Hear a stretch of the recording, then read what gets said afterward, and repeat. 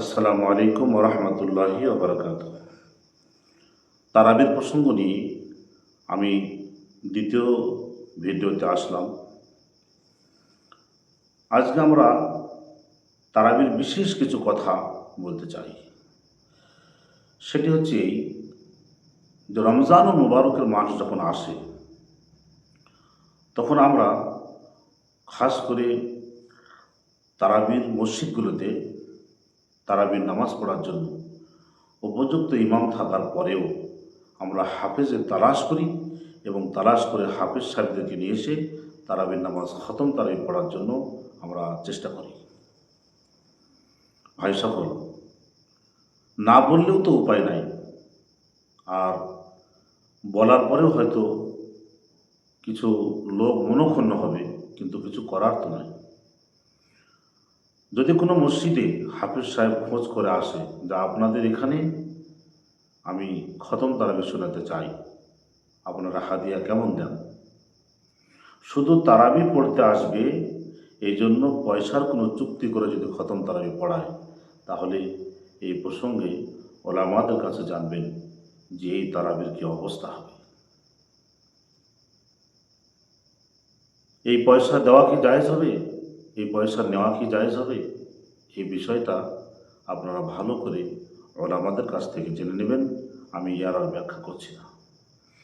দ্বিতীয় কথা হচ্ছে যে হাফেজকে আপনারা সামনে রেখে তারাই পড়াবেন আর আপনারা সমস্ত মূর্খ লোক পিছনে দাঁড়িয়ে থাকবেন, এই পদ্ধতি কি ঠিক আছে?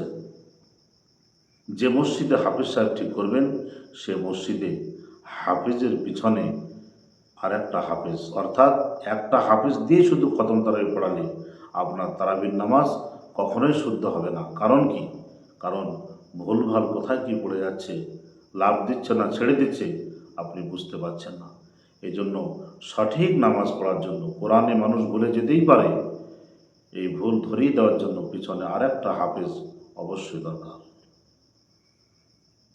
যে ইমাম সাহেবকে মসজিদে রেখেছেন তার বেতন 3,000 টাকা, 5,000 টাকা, 10,000 টাকা, কিন্তু শুধু রমজান মাসে একজন হাফিজ এসে খতম তারাবি পড়াবে।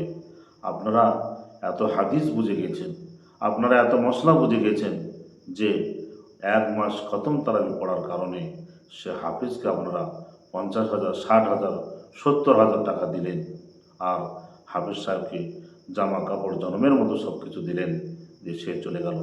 আর ইমামকে বেতনটাকে ডবল করে বা সামথিং কিছু রমজানের উপহার স্বরূপ দিলেন, আর বললেন আপনি রাত্রি জাগবেন, আপনি ডাকবেন, আপনি এই করবেন সেই করবেন, সারা বছর ডিউটি বেচারা পালন করে, আর আপনারা রমজান মাসটা হাফিজ ঠিক করে তাকে টাকা দিয়ে বিদায় করলেন।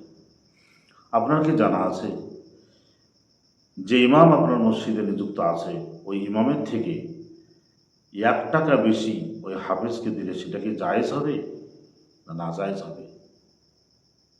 ভালো মুফতির কাছে ফতোয়াটা জেনে নেবেন। যে লোকটা সারা বছর আপনার সমাজের মরা, বিয়ে, আপদ, বিপদ, ডিউটি পালন, মসজিদ সামলানো, 5 ওয়াক্ত নামাজের ধ্যান, সমস্ত কিছু যে লোকটা করছে, আপনি হঠাৎ করে একটা হাফিজজিকে নিয়ে এসে খতম তারাই পড়িয়ে তার থেকে ডবল, 3 ডবল, 4 ডবল পয়সা দিয়ে বিদায় করলেন। আপনার কি জানা আছে যেটা ইনসাফ হলো না বেইনসাফ? হাদিস কি বলে, কোরআন কি বলে, রসুল কি বলে?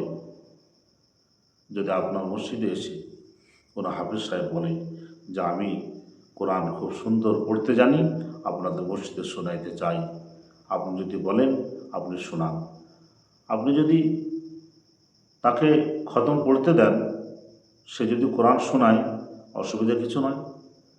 তাকে যদি হাতে তোলা, তার নেওয়ার ইচ্ছা নাই, চুক্তি নাই, হাতে তোলা কিছু হাদিয়া স্বরূপ কিছু দেন, সেটাও কোনো অসুবিধা নেই। কিন্তু পাবো বলে যদি আসে আর দিব বলে যদি আপনি জোশে থাকেন, তাহলে কিন্তু নামাজে গণ্ডগোল হয়ে যাবে। দ্বিতীয় কথা হচ্ছে হাফেজ সাহেব তিনি এসে এমনভাবে কোরআনের তেলাওয়াত করে যে তেলাওয়াত শুনতে তো পাওয়া যায় কিন্তু বুঝতে পারা যায় না। আপনার আলহামদুল সূরা মুখস্থ থাকার পরেও আলহামদুল কোথায় কি দিয়ে ওলা দলিন বললেন, তখন বুঝলেন আলহামদুল শেষ হলো। এত স্পিডে 1 পারা 1.5 পারা কোরআন শরীফ পড়ে 45 মিনিটে নামাজ শেষ হয়ে যায়। এই নামাজ এই নামাজ এই নামাজের নিয়ত, এই নামাজের সানা, আউযুবিল্লাহ বিসমিল্লাহ, এই নামাজের তেলাওয়াত, কোরআনের কি এরকম তেলাওয়াত? ঝড়ের গতিতে পড়লেন, কেউ বুঝতে পারুক আর না পারুক, না না, এটা কোরআনকে নিয়ে খেলা করা হচ্ছে, এটা কোরআনের অসম্মানী করা হচ্ছে, এরকম না। ধীর স্থিরভাবে স্পষ্ট করে আপনাকে কোরআন শোনাতে হবে। তারাবির নামাজ মানে হচ্ছে আরাম করে পড়া, দম নিয়ে নিয়ে পড়া, গ্যাপে একটু বসে আরাম নিয়ে তারপরে আবার উঠে দাঁড়ানো পড়া।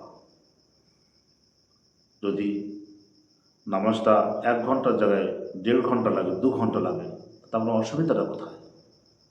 আল্লাহ পাক তো ইবাদতের জন্যই মাসটা দিয়েছে, অন্য মেহনতকে একটু কমিয়ে দিয়ে আপনি তারাবির নামাজে প্রাধান্য দিয়ে 4 রাকাত নামাজের পরে আপনি আরামসে বসে, সেখানে যদি কোনো দোয়াও না পড়েন তো কোনো গুনাহ হবে না। আপনি আরামসে বসে যদি চুপচাপ একটু আরাম করলেন, 2 মিনিট 3 মিনিট 5 মিনিট আরাম করার পরে আবার উঠে আবার 2 করে 4 রাকাত নামাজ পড়লেন, এভাবে যদি শান্ত শিষ্টভাবে, এইভাবে যদি সুস্পষ্ট স্পষ্ট করে এই নামাজটা আদায় করেন, আপনি কত শান্তি পাবেন, আপনার দিলে কত মজা লাগবে। আপনি পড়ে দেখেন, এই নামাজে নেকি হবে, আল্লাহর হুকুম পালন করা হবে। কিন্তু ধর কোদাল দে মাটি, ধর কোদাল দে মাটি, ধর কোদাল দে মাটি, তারপরে ছুটি না, এরকম করবেন না, এটা ঠিক হবে না। নবী পাক সাল্লাল্লাহু আলাইহি ওয়াসাল্লামের জামানায় দেখেন যে মসজিদে যে ইমাম আছে, তারপরে নবী যে সাহাবীদেরকে তালাশ করতে বললেন, যাও পৃথিবীর যে প্রান্তে পাও হাফিজ সাহেবকে নিয়ে এসে, ও ইমাম তুমি হটো, হাফিজ দিয়ে খতম তারাবি পড়াও। এরকম কোনো রেওয়াজ ছিল কিনা দেখুন। যে ইমামের যতটুকু কোরআন মুখস্থ আছে, যটা সূরা মুখস্থ আছে, ততটুকু সে তারাবিতে শোনাবে। কেউ যদি হাফিজ মোকাম্মাল হয় তাহলে খতম তারাবি সে শোনাবে, তাতে অসুবিধা কী আছে? পয়সা আর মাল এই সমস্ত জিনিস নিয়ে কোনো দিন যেন শর্তবাজি করে কত দিব কত পাবো এরকম করে খতম তারাবি শোনা ঠিক না, শোনা অনেক বেটার। আজকে প্রত্যেকটা মসজিদে মসজিদে রমজানুল মুবারক মাস আসলে মানুষ তারাবির নামাজ নিজে তো পড়ে, কিন্তু বাড়িতে মা বোনদেরকে খেয়াল রাখে না। মা বোনদের সম্পর্কে এই তারাবির নামাজ নিয়ে একটা বিশেষ কথা আমি বলতে চাই। মা বোনেরা, আপনাদের ইবাদতের কথা আহকাম পরে এসেছে, আপনাদের ইবাদতের চাইতে পর্দার প্রাধান্য, পর্দার কথা বেশি হাদিস কোরআনের মধ্যে বলা হয়েছে। পর্দার এত মূল্য। আজকে মা বোনেরা স্বামী নাই, শ্বশুর নাই, আজকে ছেলে নাই, না মাহরুম সাথে কেউ নাই, আপনি চলে গেলেন জালসা শুনতে। আপনাদের কি জানা আছে যে হজ হচ্ছে ইসলামের একটা ফরজ হুকুম, কিন্তু মহিলা যদি উপযুক্ত সাথী হজে যাওয়ার জন্য না পান, যার সঙ্গে বিবাহ জায়েজ তার সঙ্গে একাকী সফর জায়েজ নাই। এরকম কোনো সঙ্গী যদি না পান, তাহলে আল্লাহ পাক ওই মহিলার জন্য হজ শুদ্ধ মাফ করে দেবে, হজ শুদ্ধ বন্ধ করে দেবে, হুকুম নাই। তাহলে রমজান মাস আসলে আপনি তল্পা গুটিয়ে নিয়ে আর এক বাড়িতে চলে গেলেন তারাবির নামাজ পড়তে। মা বোনেরা, এটা আপনার জন্য শোভনীয় নয়। মহিলাদেরকে আল্লাহ পাক ইমাম বানাননি। মা বোনেরা, ভালো করে খেয়াল করি যে একজন ইমাম হয়ে সামনে দাঁড়ালো আর তার পিছে আপনারা সবাই দাঁড়ালেন, ইমাম সাহেব নামাজ পড়াচ্ছে আর আপনারা পিছনে পড়ছেন। মহিলাদের এরকম কোনো সিস্টেম নাই। মহিলারা কখনো ইমাম হয়ে দাঁড়িয়ে ইমামতি করতে পারবে না। হজরতে আয়েশা, হজরতে খাদিজা, হজরতে উম্মে কুলসুম, সুমাইয়া, এদের কোনো হাদিস এরকম নাই তারা সামনে দাঁড়িয়ে কোনো জায়গায় ইমামতি করেছে, না। তাহলে সুদক্ষ ভালো হাফেজা, সুদক্ষ ভালো কারি, এদেরকে মহিলাদেরকে নিয়ে এসে মসজিদে তো ইমামতি তো লাগিয়ে দেওয়া যেত, কিন্তু না, মহিলারা ইমাম হতে পারবে না। আপনার জন্য উত্তম হচ্ছে আপনি আপনার বাড়িতেই ঘরের কোনায় বসে আপনি আপনার নামাজগুলোকে আদায় করবেন। আপনার উত্তম নামাজ আপনার ঘরে কোনায়। মা বোনেরা, অন্য মাসে যা ভ্যারাইটিস রান্না করেন, অন্য মাসে যা আইটেম করেন, রোজার মাসে খাবারকে আইটেমকে একটু সাদামাটা করেন, একটু সাদামাটা করেন। রোজার মাসে অন্য মাসের থেকে একটু কম খান, খেয়ে আপনি আপনার ঘরে ধীর স্থিরভাবে, মসজিদে আজান হলে আজানের পরে তারপরে তারাবি শুরু হবে, মসজিদে আজান হয়ে জামাত দাঁড়াবে তারপরে তারাবি শুরু হবে। আপনি প্রত্যেকটা মা বোনেরা, আপনারা আজান হলে আপনাদের তো জামাতের সময়ের কোনো অপেক্ষা করার দরকার নাই। কোনো মা বোন যদি ওয়াক্ত আসার পরে আজানের আগে বাড়িতে নামাজ শুরু করে দেয় তাও কোনো অসুবিধা নাই। এই জন্য আপনার তো আরও সুযোগ, 4 রাকাত তারাবির নামাজ পড়ে নেন, নেওয়ার পরে বাড়ির যদি কোনো কাজ থাকে একটু উঠে যান, উঠে গিয়ে আবার চলে আসেন, এসে যায় নামাজে আবার তারাবির নামাজ আরও 4 রাকাত পড়ে নেন। এ করতে করতে আপনার বাড়িতে একটু কষ্ট হলেও আপনিও 20 রাকাত তারাবি পড়েন। কোনো সিস্টেম নাই, কোনো আলাদা নিয়ত নাই, আপনি একই নিয়তে একই সিস্টেমে এই তারাবির নামাজ পড়তে পারেন। 2 4 রাকাত সুন্নত নামাজ। আমরা এক জায়গায় দলবদ্ধ হয়ে এই তারাবির নামাজকে না পড়ে প্রত্যেকে জেনে নিয়ে নিজের নিজের বাড়িতে পড়া। হ্যাঁ, মা মেয়ে একই বাড়িতে আছে, শাশুড়ি বউ একই বাড়িতে আছে, 2 জা একই বাড়িতে আছে, একই ঘরের মধ্যে সবাই আলাদা আলাদা নিয়ত করে পড়লেন এবং কোনো বিষয় না জানা থাকলে একটু জানলেন, সেগুলো সব ঠিক আছে। কিন্তু 10 বাড়ির লোক এসে এক বাড়িতে জমা হয়ে জামাতবদ্ধভাবে তারাবির নামাজ পড়ছেন, এটা কিন্তু ঠিক নয়। মা বোনেরা, পর্দার অবশ্যই খেয়াল করব। আপনাদের জানা নাই যে আপনাদের নামাজই হচ্ছে উত্তম নামাজ।